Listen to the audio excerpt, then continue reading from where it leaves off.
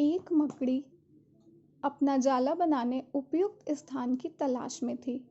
वह चाहती थी कि उसका जाला एक ऐसे स्थान पर हो जहाँ ढेर सारे कीड़े मकोड़े और मक्खियाँ आकर फंसें।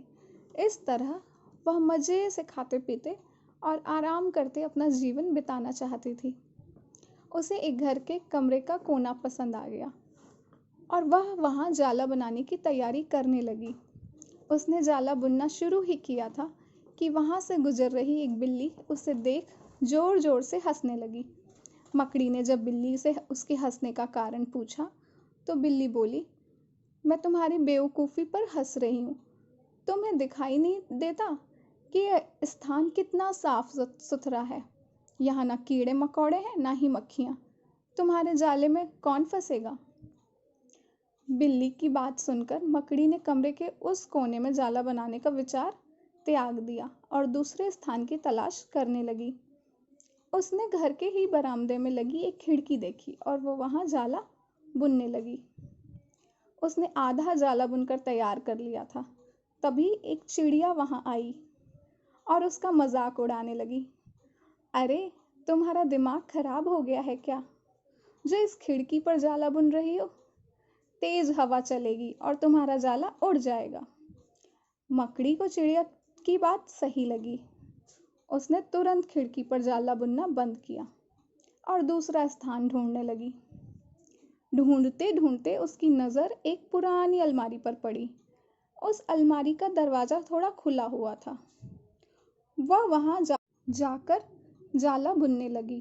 तभी एक कॉकरोच वहाँ आया और उसे सलाह देते हुए बोला, इस स्थान पर जाला बनाना व्यर्थ है।